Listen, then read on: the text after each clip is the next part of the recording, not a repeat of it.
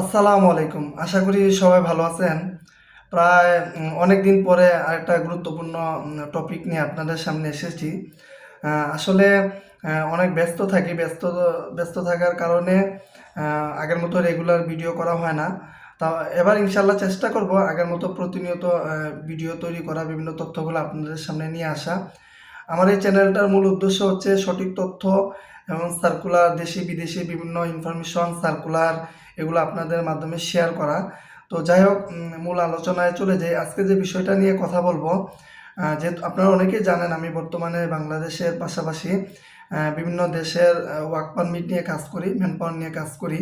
তো ইনশাল্লাহ বর্তমানে সার্বিয়া, নর্থ ম্যাসেডোনিয়া, তারপর হচ্ছে নেদারল্যান্ড, এগুলোতে আমি কাজ করতেছি। পাশাপাশি নিউজিল্যান্ডেও কিছু কাজ চলমান।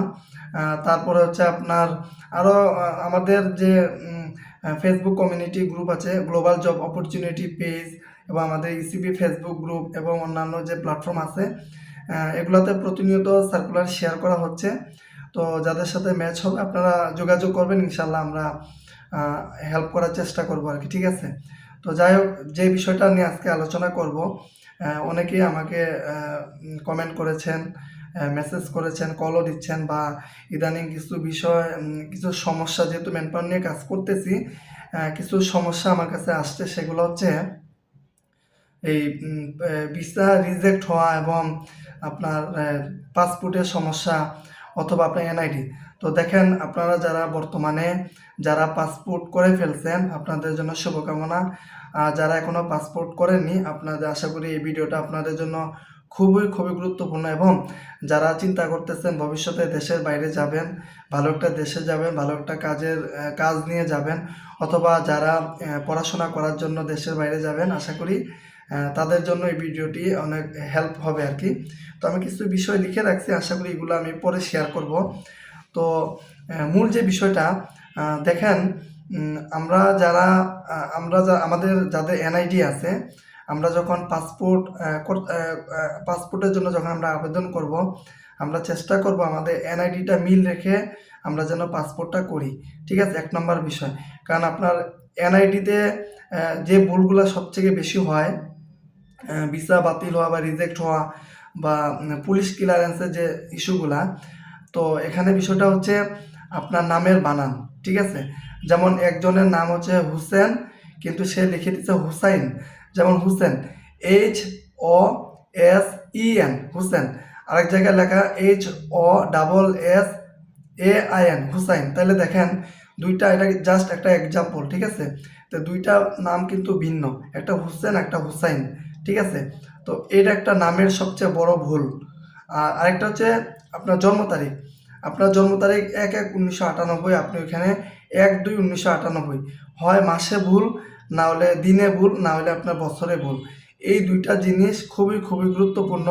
আপনারা এই দুইটা জিনিস অবশ্যই, কারো এনআইডিতে দেওয়া মোহাম্মদ, কিন্তু পাসপোর্ট করে ফেলছেন মোহাম্মদ নেই, তাহলে কিন্তু এটাও একটা ঝামেলা।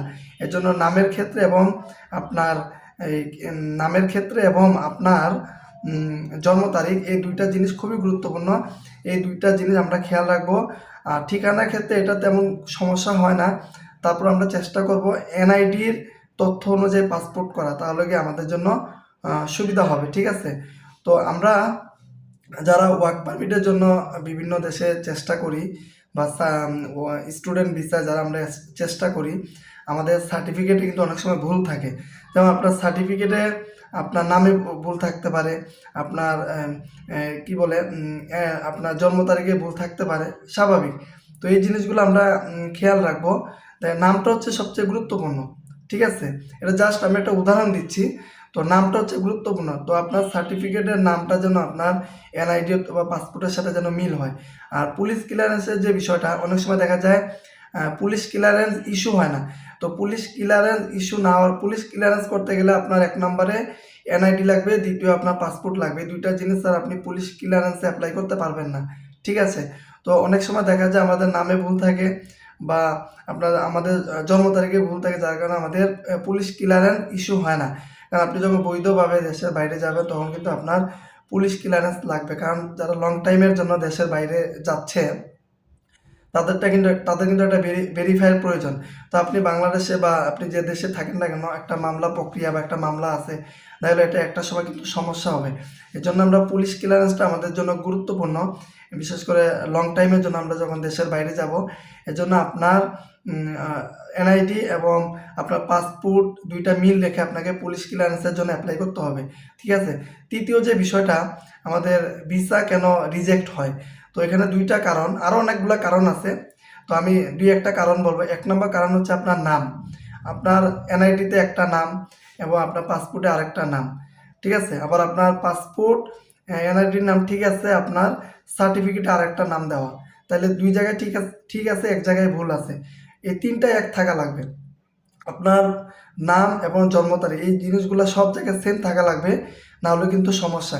এর জন্য পাসপোর্ট করার আগে বা কোথাও ওয়ার্ক পারমিট অথবা স্টুডেন্ট ভিসায় যাওয়ার আগে আপনাকে এই এনআইডি সংশোধন করতে হবে। আপনি যদি এনআইডি সংশোধন করে ফেলেন, আপনি যদি মনে করেন যে আপনার এনআইডি সংশোধন করা প্রয়োজন, আপনার আম্মু বা আপনার আব্বুর ওনাদেরটাও ফলো করতে পারেন। দেখা গেল আপনার আব্বুর নাম মোহাম্মদ সাহেব আলী, কিন্তু আপনার আব্বুরটা মোহাম্মদ নেই, শুধু সাহেব আলী। এটাও কিন্তু একটা ইস্যু হয় অনেক সময়। অনেক সময় বাবার এনআইডির প্রয়োজন হতে পারে বা মার এনআইডির প্রয়োজন হতে পারে। তো এই জিনিসগুলো কিন্তু অনেক সময় সমস্যা হয়ে দাঁড়ায়। তো আমরা চেষ্টা করবো এই জিনিসগুলো খেয়াল রাখার, ঠিক আছে।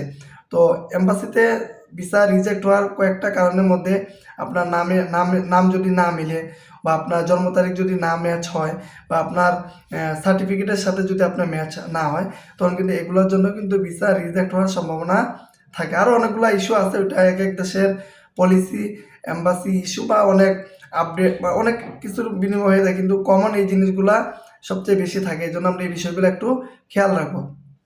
তো এখন কারো যদি কারণ এম্বাসিগুলা আপনার যখন নামে মিল থাকবে না, তখন কিন্তু এম্বাসি যে ইমিগ্রেশন অফিসার ওনারা, সরি, এম্বাসি যে যারা দায়িত্বে আছেন, ওনারা যখন আপনার আপনার ডকুমেন্ট যখন ভেরিফাই করবে, তখন দেখবে যে আপনার দুই জায়গায় দুই নাম বা নামে ভুল আছে, তখন কিন্তু ওনারা মনে করবে যে এটা হয় ওনারা গোপন রাখছে, না হলে এটা কোনো জালিয়াতি আছে বা কোনো সমস্যা আছে, যার কারণে কিন্তু ওরা অনেক সময় ভিসা রিজেক্ট হয়ে যায়। তো এই জিনিসগুলো কারণ ওনারা তখন চিন্তা করে যে আসল কে, মানে দুই জায়গায় দুই নাম, ঠিক আছে। তো এই জিনিসগুলো আমাদেরকে খেয়াল রাখতে হবে। আমরা যখন স্টুডেন্ট ভিসা অথবা ওয়ার্ক পারমিটে কোনো দেশে যাওয়ার জন্য চেষ্টা করব, এই জিনিসগুলো আমাদেরকে খেয়াল রাখতে হবে। আমাদের ডকুমেন্টগুলো আমাদের জন্য ঠিক থাকে, এগুলো আমরা যদি ভুল থাকে আমরা সংশোধন করে নিব। তারপর হচ্ছে আপনার এই জিনিসগুলো আপনাকে খেয়াল রাখতে হবে। এখন সবচেয়ে বড় বিষয়, আমি একটা লিখা, যেহেতু বিভিন্ন ইন্টারন্যাশনাল এজেন্সি এবং বিভিন্ন দেশের ইমিগ্রেশন সিস্টেম এবং তাদের যে আপনার ভিসা প্রসেসিং বা ওয়ার্ক পারমিটের যে প্রসেসিং, অনেক কিছু যাচাই বাছাই করে এবং সিনিয়রদের সহযোগিতা নিয়ে এই তথ্যগুলো আমি আর কি নোট করছি আর কি, যেটা আপনাদেরকে শেয়ার করলাম। হয়তো এটা আরও ব্যাখ্যা থাকতে পারে, কিন্তু আমি যেটা মনে করছি, আমি যে সমস্যাগুলো পাইছি বা আমার সিনিয়রদের সাথে আলোচনা করে বা বিভিন্ন কনসালটেন্ট এজেন্সিদের সাথে আলোচনা করে আমি এই অভিজ্ঞতাটা অর্জন করছি, যার কারণে আপনাদের সাথে এটা শেয়ার করা হলো। এখন আমি একটা বিষয় আপনাদেরকে পড়ে শোনাবো, আপনারা একটু মনোযোগ সহকারে শুনবেন। এখানে লেখা আছে বর্তমান সমাধানকে, আমি যে এতগুলো যে বললাম এগুলো একটা সমাধান আছে, সেটা হচ্ছে আপনার যদি তথ্যে অমিল থাকে, আপনারা একটু মনোযোগ সহকারে শুনবেন। আপনার যদি তথ্য অমিল থাকে, তবে এই মুহূর্তে আপনি যা করতে পারেন, ধরেন আপনার পাসপোর্ট হয়ে গেছে, হ্যাঁ, পাসপোর্ট হয়ে গেছে, এখন পাসপোর্ট সংশোধন, পাসপোর্ট ধরেন আপনার এনআইডিতে একটা আছে, পাসপোর্টে আরেকটা আছে, ঠিক। এখন ধরেন আপনার এনআইডি ঠিক আছে, কিন্তু পাসপোর্টের সমস্যা হয়ে গেছে, পাসপোর্ট আপনার হয়ে গেছে। এখন আপনার করণীয় কি? পাসপোর্ট সংশোধন। যদি এনআইডি সঠিক থাকে, তবে এনআইডি অনুযায়ী দ্রুত পাসপোর্ট সংশোধন রি-ইস্যু করে নিন, এটি সবচেয়ে ভালো সমাধান। এফিডেভিট, যদি কখনো পাসপোর্ট পরিবর্তন করা সম্ভব না হয়, যদি আপনার পাসপোর্ট ধরেন আপনার সম্ভব হচ্ছে না, তখন আপনি এফিডেভিট করতে পারেন। যদি কখনো পাসপোর্ট পরিবর্তন করা সম্ভব না হয়, তবে একজন ফার্স্ট ক্লাস ম্যাজিস্ট্রেট অথবা নোটারি পাবলিকের মাধ্যমে একটি নাম সংশোধন বা হলফনামা করিয়ে নিতে পারেন। আশা করি বুঝতে পেরেছেন। উম, এটি অনেক সময় সাপোর্টিং ডকুমেন্ট হিসেবে কাজ করে। ধরেন আপনার ভিসা বা অন্যান্য বিষয় নিয়ে আপনার প্রসেসিং শুরু হয়ে গেছে, এমন একটা সময় আপনার ডকুমেন্ট হাতে থাকার সময় আপনি দেখছেন যে কোনো ভুল পাইছেন, তখন আপনাকে এটা অ্যাপ্লাই করতে হবে সাপোর্টিং হিসেবে। আপনি যখন একটা ডকুমেন্ট দিবেন যে যেহেতু আমার সময় শেষ পর্যায়ে, এখন আমার ভিসা বা যাই হোক পারমিটের ক্ষেত্রে, তো এখন আমার এই যে এফিডেভিট যেটা এটা করে একটা ফার্স্ট ক্লাস ম্যাজিস্ট্রেটের আপনি যখন সিল নেবেন বা ওনার যখন ক্লিয়ারেন্স নেবেন, তখন গিয়ে আপনি এটা হলফনামা করিয়ে এটা সাপোর্টিং, ওই ডকুমেন্টের সাথে সাপোর্টিং হিসেবে আপনি ব্যবহার করতে পারেন। এটি অনেক সময় সাপোর্টিং ডকুমেন্ট হিসেবে কাজ করে। প্রত্যয়নপত্র, আপনার ইউনিয়ন পরিষদ বা সিটি কর্পোরেশন থেকে একটি প্রত্যয়নপত্র নিতে পারেন, যেখানে লেখা থাকবে যে উভয় কাগজপত্রের ব্যক্তি আপনি নিজেই।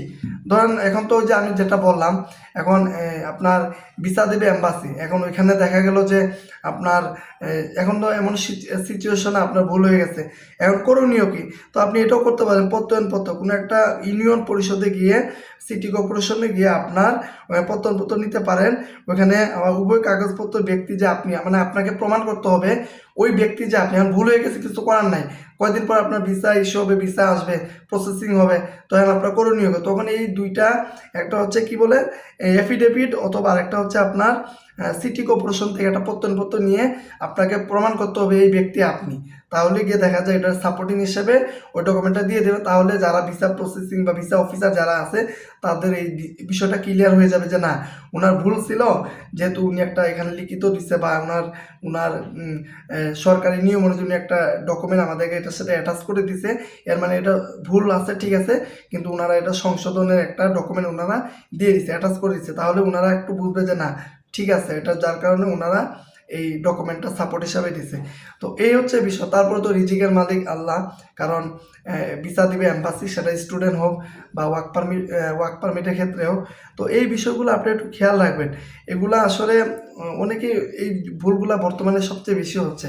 আমরা আমাদের ডকুমেন্ট ঠিক না রেখে আমরা যখন একটা সার্কুলার হয় বা আমরা বিদেশে যাওয়ার জন্য পাগল হয়ে যাই, অথচ আমাদের ডকুমেন্টগুলো আমরা যাচাই করি না, আমরা এমনিতেই ফাইল দিয়ে দিই, ভিসা পাসপোর্ট দিয়ে দিই, প্রসেসিং করেন। দেখা যায় যে এগুলোর জন্য অনেক সময় ভিসা রিজেক্ট হয়, ওয়ার্ক পারমিট আপনার রিজেক্ট হয়ে যায়। কারণ ওয়ার্ক পারমিটটা আপনার পাসপোর্ট এবং আপনার নাম, আপনার এগুলোর উপরে কিন্তু ওয়ার্ক পারমিটগুলো ইস্যু হয়। তো যার কারণে এগুলো বড় সমস্যা। তো আপনারা প্লিজ অনুগ্রহ করে, যারা পাসপোর্ট করেন নাই, আশা করি ভিডিওটা দেখবেন। আর যারা পাসপোর্ট করে ফেলছে, যদি কোনো ভুল থাকে আপনারা যত দ্রুত সম্ভব পাসপোর্ট সংশোধন করুন, এবং আপনাদের কিভাবে আপনাকে প্রমাণ করতে হবে আর সার্টিফিকেটগুলো একটু চেক দিবেন, ওগুলোর ডকুমেন্টগুলো যেন ঠিক থাকে। আপনার ডকুমেন্টগুলো যদি সব কিছু ঠিক থাকে, আসলে ইউরোপের যে কাজগুলা, বা আপনি যখন বড় একটা কান্ট্রিংয়ে, বড় একটা দেশে ঢুকবেন, আপনার মেইন হচ্ছে আপনি কার মাধ্যমে প্রসেস করাচ্ছেন এবং আপনার ডকুমেন্ট, এগুলো হচ্ছে আপনার শক্তি, ঠিক আছে। বিশেষ করে ডকুমেন্টটা হচ্ছে আপনার বড় শক্তি। এই ডকুমেন্টের উপর নির্ভর করে আপনার ওয়ার্ক পারমিট ইস্যু হবে, আপনার ভিসা স্টাম্পিং হবে, ভিসা ইস্যু হবে, ঠিক আছে। এই জিনিসগুলো আমরা খেয়াল রাখবো।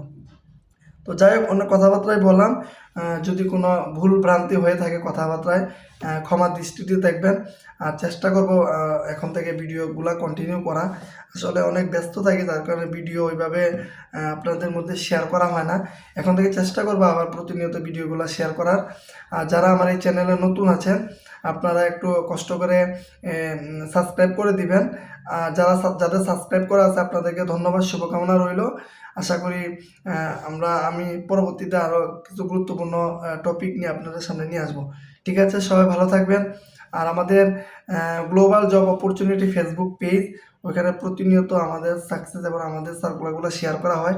আপনারা এটা ফলো দিয়ে রাখবেন, তাহলে আমাদের আপডেটগুলো পেয়ে যাবেন। ধন্যবাদ সবাইকে। আসসালামু আলাইকুম।